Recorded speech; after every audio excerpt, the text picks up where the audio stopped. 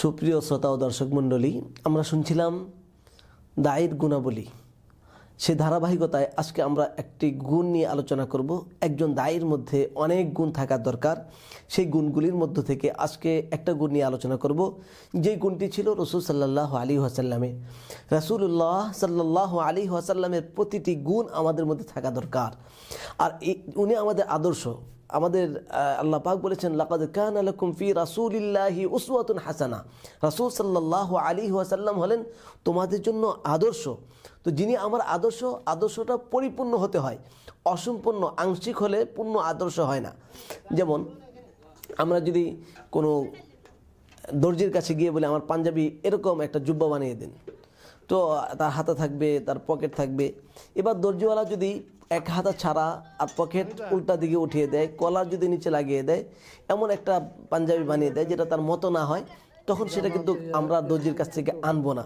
অর্থাৎ যখন আমি একটা ডিজাইন বলবো যে আমরা চাই যে হুবহু এটার ফটোকপি ওইরকমই যেন হয়, ঠিক রাসূল সাল্লাল্লাহু আলাইহি ওয়াসাল্লামের আমাদের আদর্শ, তিনার প্রতিটা জিনিস আমাদের ওরকমই হইতে হবে।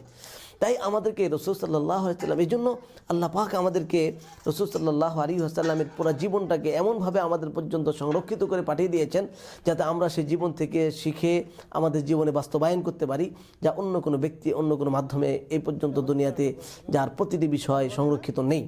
চলুন আমরা আজকাল আলোচনা করব রাসূল সাল্লাল্লাহু আলাইহি ওয়াসাল্লামের একটা গুণ, যে গুণটি দায়ীদের মধ্যে থাকা দরকার। সেই গুণটি হলো, একজন মানুষ যখন কথা বলবে তার কথাবার্তাগুলি হবে সারগর্বমূলক আলোচনা।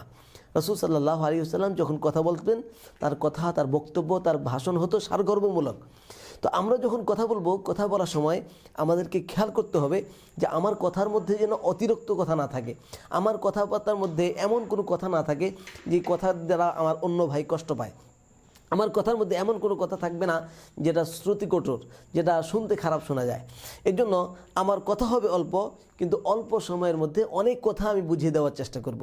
এই জন্য কারণ আমার সময়েরও হেফাজত করা দরকার, আমার কথাগুলিরও হেফাজত করা দরকার। আমি একজনের সাথে দাওয়াত দিচ্ছি অথবা একজনের সাথে আমি কথা বলছি, এখন কথা বলার সময় অথবা দাওয়াত দেওয়ার সময় আমার কথাটা আমি যে বিষয়টা তাকে বোঝাইতে চাচ্ছি ওই বিষয়টাই আমি বোঝানোর চেষ্টা করব।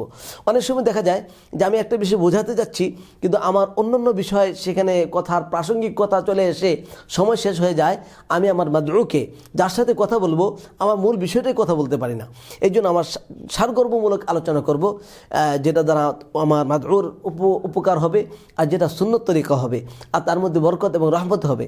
আল্লাহ হযরত হিন্দ ইবনে আবি হালা রাদিয়াল্লাহু তাআলা উনি রাসূল সাল্লাল্লাহু আলাইহি ওয়াসাল্লামের সিফতগুলি, গুণাগুণ বর্ণনা করতে গিয়ে একটা গুণের, ওনার কথাবার্তার গুণ সম্পর্কে বলেন, তাকাল্লামু, রাসূল সাল্লাল্লাহু আলাইহি ওয়াসাল্লাম কথা বলতেন বিজাওয়ামিউল কালিম, তিনি সারগর্বমূলক কথা আলোচনা করতেন। যেহেতু রাসূল আমাদের নবী সারগর্বমূলক আলোচনা করতেন, অনর্থক কথা বলতেন না, প্রয়োজন ছাড়া কোনো কথা বলতেন না, এবং কথার মধ্যে কোনো ধরনের এমন কথা বলতেন না যার দ্বারা মানুষ কষ্ট পায়। এই জন্য আমরাও আমাদের কথাবার্তা বলার সময় সারগর্বমূলক কথা বলবো এবং সুন্দরভাবে বলবো। উপস্থাপনটা যেন আমার সুন্দর হয় এবং হাসি মুখে হয়। একজন অমুসলিম যেন আমার কথা শুনে সে ইসলামের দিকে ধাবিত হয়। আল্লাহ পাক আমাদেরকে রাসূল সাল্লাল্লাহু আলাইহি ওয়াসাল্লামকে আদর্শ মেনে রাসূল সাল্লাল্লাহু আলাইহি ওয়াসাল্লামের এই কথা বলার সিফতের উপর আমল করার তৌফিক দান করুন। ওয়া আখিরু দাওয়ানা আলহামদুলিল্লাহি রাব্বিল আলামিন। আসসালামু আলাইকুম ওয়া রাহমাতুল্লাহি।